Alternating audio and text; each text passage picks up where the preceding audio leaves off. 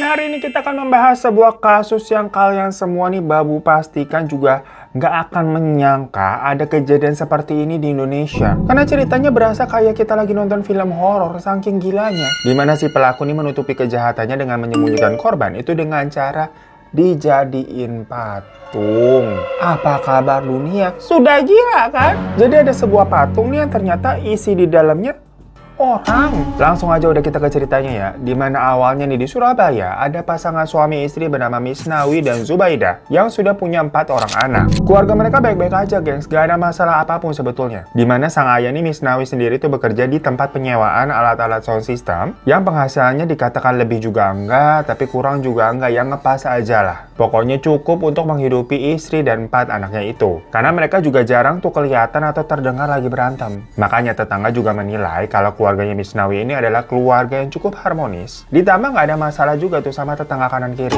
Ya beda ya sama kasus Mr. Seng kemarin tuh yang punya tetangga bos judi togel yang kayak di Pasuruan tuh. Itu mah bikin emosi ya punya tetangga begitu. Nah di sini nih salah satu anaknya Misnawi itu ada bernama Fahri Kusaini Ramadan. Yang waktu kejadian di tahun 2013 usianya 3,5 tahun gengs. Jadi masih balita ya jatuhnya ya. Dan untuk ukuran anak seusia Fahri ini dia itu dikatakan tergolong anak yang baik, bukan yang bocah-bocah badung enggak. Malahan Fahri ini terkenal sopan dan suka ngaji tiap sore. Karena memang didikan dari orang tuanya cukup baik ya. Sampai-sampai dia juga memang disenangi tuh sama para tetangganya. Bener-bener definisi anak baik. Dan di tempat ngajinya itu si Fahri ini juga umurnya yang paling kecil di antara teman-teman lainnya. Meskipun begitu, dia nggak malu ataupun minder. Karena merasa teman-temannya udah pada gede-gede gitu kan. Nggak ada seusia sama dirinya. Cuma Fahri enjoy aja. Karena dia gampang bergaul anaknya gengs. Makanya orang-orang juga jadi slow dan menganggap Fahri teman main juga gitu. Nggak ada namanya bully-bullyan atau nggak ditemenin. Nggak ada. Nah kasus ini tuh bermula permasalahannya adalah karena salah ucap atau salah omong dari ayahnya Fahri tuh yang bernama Misnawi tadi yang mungkin bercanda kali maksudnya. Makanya kasus ini tuh bisa untuk menjadi pelajaran buat kita semua nih kalau ngomong itu harus hati-hati banget. Habisnya salah-salah nih takutnya berakhir seperti ini kan serem gengs.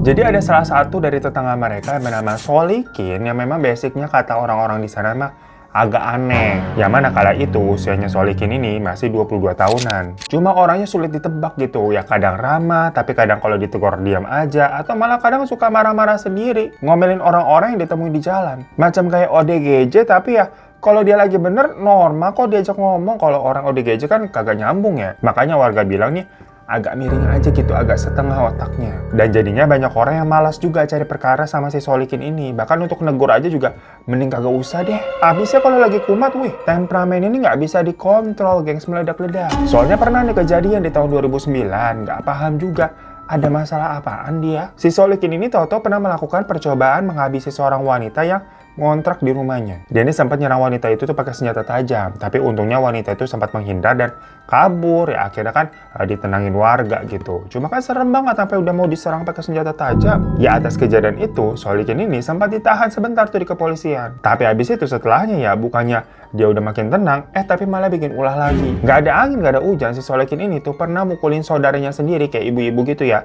yang lagi gendong anaknya. Ya langsung rame lah, lagi-lagi ditenangin sama warga dan diselesaikan secara damai. Karena kan ini jatuhnya masih saudara. Makanya orang-orang sekitar nih kalau ngelihat ada Solikin mending melipir aja begitulah daripada berurusan sama dia gitu kan. Nggak ada untungnya, lebih banyak mudaratnya. Karena tadi orangnya sulit ditebak. Ini lagi moodnya bener apalagi kumat kan gitu ya. Nah Misnawi ini bapaknya Fahri itu sebenarnya udah tahu ya sifatnya Solikin begitu. Karena Solikin udah terkenal di daerahnya. Cuma namanya mungkin lagi hilaf, mungkin lupa. Dimana waktu Misnawi lagi nongkrong nih sama bapak-bapak lainnya, tiba-tiba Solikin lewat. Tapi sambil kayak ngeliatin dia, ya kan dia aneh aja emang Solikin ya sebenarnya ya. Dengan konteks memang sebelumnya Misnawi sama Solikin ini nggak pernah ada masalah apa-apa, jarang berinteraksi juga. Nah makanya waktu itu Misnawi negor, tapi dengan kata-kata yang kayak memang kurang enak didengar. Apa kamu lihat-lihat? Kamu mau menghabisi saya ya? Kayak begitu guys, yang jatuhnya mungkin dirasanya ngeledek. Perihal berita Solikin pernah terlibat kasus yang tadi nyerang wanita 3 tahun lalu sampai ditahan gitu kan udah tersebar kemana-mana. Ya makanya lagi-lagi nih kita harus hati-hati dalam berucap. Meskipun nyatanya mungkin bercanda atau gimana ya. Kita kan nggak tahu nih hati orang lain mendengar ucapan tersebut tuh sakit hati atau biasa aja. Karena ternyata hal itu yang membuat si Solikin benar-benar jadi tersinggung banget sama Misnawi. Dipikirnya lah, orang gue cuma mau lewat doang, kayak GR banget sih ngeliatin lo gitu sampai pengen bilang mau menghabisi. Dan kenapa juga harus ngomong begitu di depan orang-orang nih yang seolah-olah Misnawi kayak ngejek atau ngebully dia. Di pikirannya Solikin begitu. Nggak usah dibahas lagi, orang-orang juga udah pada tahu kali kenapa kayak dia ngungkit lagi tuh kejadian 3 tahun silam. Intinya karena itu Solikin sakit hati dan tidak terima dengan ucapannya Misnawi tadi. Dari situ Solikin dendam, gengs, karena ucapan Misnawi barusan itu tuh yang menghantui pikiran Solikin terus, membuat si Solikin jadi kumat. Temperamennya meledak-ledak. Dia merasa ingin membalas semuanya. Tapi dia mikir, kalau dia nyerang langsung Misnawi ini bisa-bisa ya dia kalah. Karena kan Misnawi juga laki-laki, bapak-bapak, bukan perempuan yang kayak waktu itu mau diserang 3 tahun lalu. Beda kekuatan dong. Nanti kalau dia nekat gitu kan ngelawan Misnawi tapi kalah ya, yang ada tambah malu. By the way, tapi di sini kita bisa melihat berarti si Solikin memang pengecut ya, beraninya sama perempuan doang. Ya udah, sementara dia memikirkan cara nih untuk balas dendam, Solikin memantau tuh Misnawi diam-diam sambil mencari celah. Hingga di tanggal 16 Februari tahun 2013, dari pagi nih si Fahri ngikut ayahnya kerja masangin alat-alat sound system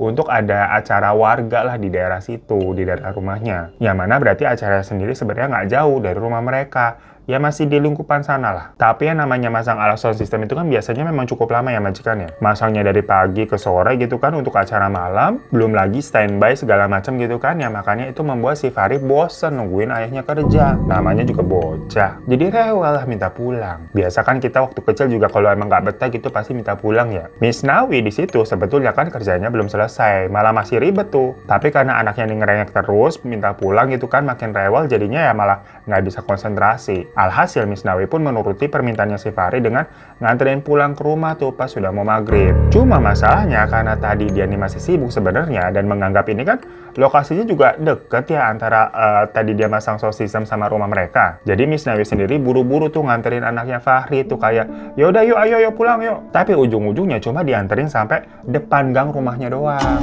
Dimana di situ Misnawi bilang, udah ya kamu jalan sendiri dari sini ke rumah berani kan? Ayah masih banyak kerjaan. Pokoknya kamu lurus aja tuh jalan, ini udah banyak lampu kok terang, nggak apa-apa. Dan Fahri ya memang sudah tahu daerah situ juga ya, dan ini kan udah di depan gang rumahnya, ngangguk dan bilang, ya udah Pak, nggak apa-apa, Fahri sendiri aja. Tapi sebelum meninggalkan Fahri, sebenarnya si Misnawi sempat bilang, pokoknya langsung pulang ya, jangan kemana-mana lagi, langsung pulang ke rumah loh. Misnawi ngomong seperti itu sambil jalan pergi tuh meninggalkan si Fahri, dan dia juga sempat ngeliat anaknya udah tuh masuk ke dalam gang. Dikiranya kan bakal aman-aman aja. Namun lagi-lagi nih di sini banyak pelajaran untuk kita semua ya, untuk jangan pernah melepas anak kecil sendirian apapun alasannya majikan ya. Karena hari siang nggak ada yang tahu, namanya anak kecil mah harus dijagain terus. Ya pokoknya sementara itu, Fahri yang lagi berjalan sendirian menuju rumahnya tiba-tiba pas-pasan sama si Solikin di dalam gang tuh. Seseorang punya dendam kesumat sama ayahnya. Melihat Fahri jalan sendirian, Solikin sempat nanya kayak, loh kok kamu jalan sendirian mau kemana Fahri? Dan dengan polosnya, Fahri menjawab kalau dia mau balik ke rumah. Tadi dianterin ayah sampai depan gang situ aja, tapi ayah balik kerja. Nah, mendengar jawaban seperti itu, muncullah ide jahat secara tiba-tiba. Makanya majikan ingat, kejahatan itu terkadang bukan karena adanya niat, tapi karena adanya kesempatan. Kata Bang Napi dulu begitu kan yang di RCTI. Makanya sama Solikin dirasa itu adalah momen yang tepat. Dia tuh menganggap kesempatan tersebut bisa untuk melampiaskan rasa dendamnya kepada Misnawi melalui anaknya nih Fahri. Jadilah Solikin berpikiran untuk menculik Fahri agar nanti ayahnya stres kelimpungan pasti tuh. Makanya dengan gercep, Solikin langsung berusaha mengajak Fahri untuk ikut tuh sama dia. Cuma kan tadi Fahri udah diujangin sama ayahnya untuk langsung pulang ya, jangan kemana-mana lagi. Ya karena basicnya sebenarnya si Fahri ini adalah anak yang penurut, dia pun menolak ajakannya Solikin. Tapi si Solikin jadinya kesel tuh karena ditolak sama bocah 3,5 tahun. Wah bapak sama anak sama aja nih pikirnya sama-sama songong nolak ajakan gua. Namun karena melihat situasinya sepi gitu kan, dan kapan lagi nih bertemu dengan Fahri yang sendirian gak dikawal sama orang tuanya, jadi si Solikin ini mencari cara memang untuk memujuk Fahri itu sampai mau. Diiming-imingin lah ini itu gitu kan, di rumahku banyak permen, ada cikis segala macam, ada es krim, kamu bebas ambil. Ya gimana pun namanya bocah tetaplah bocah yang bisa goyah dengan iming-iming seperti itu ya. Alhasil Solikin berhasil tuh mengajak Fahri untuk ke rumahnya. Solikin sendiri waktu itu sebenarnya masih tinggal bersama orang tuanya, gengs. Dan ada kamar juga yang memang disewakan. Cuma kebetulannya keadaan rumahnya Solikin memang lagi kosong. Karena orang tuanya tuh lagi pergi nginep di rumah saudaranya untuk beberapa hari. Ya maka dari itu, tanpa basa-basi, saat Fahri udah berhasil dibujuk masuk ke dalam rumah, Solikin langsung membekap Fahri. Emosi yang dia tahan sedari tadi tuh karena memang niatannya mau balas dendam langsung dilampiaskan kepada Fahri yang nggak tahu apa-apa sebenarnya. Awalnya nih Solikin kayak marah-marah gitu, dia mencaci maki si Fahri, bentak-bentak ngomong kasar. Lah kan aneh banget. Maksudnya ya Fahri juga pasti kaget lah, kenapa Toto dia dimarahin? Dia nggak tahu sama sekali permasalahan antara Solikin sama bapaknya. Untuk POV-nya Fahri pasti dia melihat nih seseorang yang kayak jadi orang gila gitu kan. Toto marah-marah ya ketakutan lah si Fahri. Belum puas Solikin maki-maki dan marahin si Fahri gitu ya, yang sampai nangis-nangis. Akhirnya Solikin mengangkat tubuhnya Fahri dan dibanting ke lantai keras-keras. Definisi orang sakit jiwa emang. Ya Fahri teriak-teriak kesakitan. Tapi hal itu membuat si Solikin jadi panik, takutnya teriakannya Fahri ini kedengaran orang. Makanya dia tuh langsung membekap mulutnya Fahri tuh sambil megangin kepalanya juga dan jedotin berkali-kali ke lantai kayak smackdown. Anak umur 3,5 tahun. Makanya kita terlalu kacau, serem banget jujur dengan kelakuan model manusia begini nih. Ya Fahri yang dibentur-benturin begitu ke lantai berkali-kali, hancurlah kepalanya. Macam kayak buah semangka, gengs, yang dijerotin ke lantai, jeblas. Biar begitu. Ih, merinding banget lah sih. Seketika itu juga Fahri meninggal. Tapi Solikin malah merasa puas, gengs. Dia malah seneng dengan perbuatannya itu. Karena dia berpikir itu adalah harga yang pantas dibayar sama Muslikin karena telah ngeledek dia. Setelahnya Solikin buru-buru tuh membersihkan semua cipratan sebelum orang tuanya datang. Dan dia juga mikirin cara gimana nih menyembunyikan Fahri. Dari situlah terbesit sebuah ide yang nggak tahu dia dapat dari mana. Yaitu merubah Fahri menjadi hiasan patung. Bener-bener kayak di film-film horor majikan nih jatuhnya, bener-bener apa kabar dunia, wah gilanya mentok. Abisnya hal itu dipikir Solikin tuh adalah cara yang paling oke ya untuk menyembunyikan Fahri ini tanpa menimbulkan bau. Jadinya dia nih bisa menyamarkan semuanya. Dan pasti nggak ada yang nyangka juga kalau Fahri telah dibuat jadi patung. Jadi cukup out of the box ya. Biasanya kan kalau kasus-kasus seperti ini ya dikubur gitu ya kalau memang tidak mau menimbulkan bau ataupun semacam lah. Ini dijadiin patung. Caranya adalah dengan semen, gengs, untuk membuat patungnya itu. Makanya si Solikin ini menyiapkan kayak pasir, air, terus dia aduk segala macam. Dan setelahnya tubuh Fahri baru dilumurin tuh dengan adonan semen yang udah dibuat. Pokoknya mengikuti sesuai tubuhnya Fahri. Jadi kayak dibalurin gitu loh. Bukan kayak dicor terus gak berbentuk ya. Ini jatuhnya kayak orang dilapisin semen, makanya jadi kayak patung. Setelah selesai, karena tubuh Fahri ya masih kecil ya, jadi mungkin cepat. Ya udah ditunggulah sampai kering. Sementara itu ya Solikin membersihkan semuanya tuh, mulai dari peralatan sampai ya sisa-sisa kejahatannya. Sampai malam harinya, saat Misnawi udah selesai kerja, dia pulang tuh larut malam. Karena kan habis udah masang sound system, harus nungguin dulu standby, baru habis bubaran, lepas-lepas segala macam, ya udah balik ke rumah lama. Nah sampai rumah dia sendirian, makanya istrinya nanya, loh Fahrinya mana? Misnawi bingung dong, lah bukannya tadi udah pulang sore-sore, aku anterin kok. Di situ mereka berdua nih sama-sama bingung dan kaget. Misnawi kira Fahri udah sampai rumah, sedangkan istrinya kira sedari tadi Fahri masih ikut sama Misnawi kerja. Tapi kenyataannya Fahri belum ada di rumah. Ya paniklah mereka, jadi main salah-salahan. Misnawi ini menjelaskan kalau tadi pas mau maghrib Fahri ngerengek tuh minta pulang. Dan udah dianterin juga sampai depan gang karena dia harus buru-buru lagi balik kerja. Dengar begitu istrinya marah kayak, lo kok anak kecil ditinggalin sendirian begitu, kan harusnya diantarin sampai rumah, emang susah banget ya.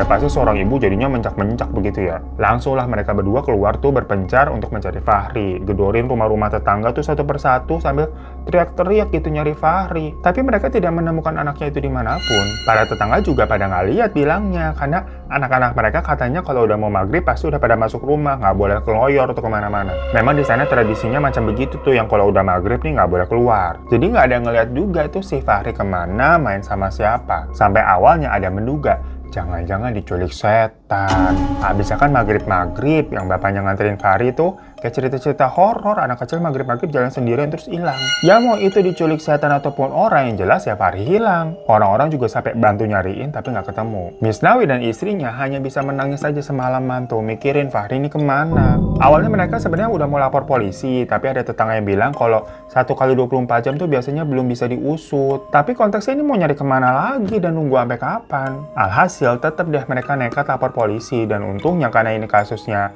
anak 3,5 tahun yang hilang ya, jadinya langsung dibantuin tuh walaupun memang belum 1 kali 24 jam. Cuma polisi pada saat itu juga merasa kesulitan dan kebingungan gengs untuk mencari Fahri karena nggak ada saksi mata sama sekali yang lihat. Hingga besoknya Fahri masih belum ketemu. Tapi dari pihak keluarga, para tetangga, sama polisi juga nggak nyerah ya untuk terus-terusan nyari hingga 2 harian gengs. Ya Misnawi sama istrinya pastinya waktu itu lemes banget ya, rasanya kepikiran tentang anaknya ini bagaimana keadaannya. Nah di lain sisi, si Solikin nih jadi paranoid, dia ketakutan bakal ketahuan. Ya namanya juga seseorang yang melakukan perbuatan jahat dan salah pastinya jadi gelisah pikirannya ya. Walaupun sebenarnya tidak ada yang menuduh atau mencurigai dia loh. Alias bener-bener nggak ada yang kepikiran sama Solihin sama sekali. Tapi karena dia terus overthinking, dia curhat lah untuk mungkin mengurangi beban pikirannya kepada salah satu teman nongkrongnya waktu lagi minum-minum. Dan mungkin juga karena efek alkohol minum-minumannya itu, dia jadi kelepasan tuh cerita. Padahal maksudnya di sini kalau dia diem aja gitu ya, mungkin bener-bener nggak akan ada yang tahu, gengs. Karena nggak ada saksi mata, nggak ada petunjuk juga, serta dia nggak dicurigain anyway. Namun ya, Tuhan punya jalannya kali ya, karena dia cerita tuh ke temannya tadi, dibilang udah menghabisi Fahri dan menjadikannya patung, temennya jujur kaget lah pas tahu. Cuma pas di hadapannya si Solikin ya, temannya itu masih sosok nyimak aja gitu loh, tanpa komentar apa-apa. Nah besoknya mungkin Solikin baru sadar tuh kalau kemarin dia cerita keceplosan ke temennya. Ntar kalau temennya cepu bagaimana? Makin ketakutan lah, makin overthinking dia. Ya akhirnya pergi tuh, dia memutuskan untuk kabur ke Madura. Sementara temennya tadi, ya bener aja, dia merasa nih nggak mungkin menyimpan rahasia kejahatannya si Solikin sendirian gitu ya. Apalagi saat itu Fahri memang lagi dicariin sama semua orang, bikin heboh di daerah sana. Abisnya udah hilang berhari-hari nggak ketemu-ketemu. Jadilah temennya itu menceritakan kembali informasi yang dia dapatkan dari Solikin kepada para warga. Ya dengar begitu, warga antara percaya nggak percaya kayak, lah apa iya bener Fahri dijadiin patung? Kan kita juga pas dengernya kayak, ini cerita horor apa gimana? Yang pas mereka datengin rumahnya Solikin, Solikinnya emang udah nggak ada. Orang tuanya bilang, Solikin pergi tuh ada urusan ke Madura.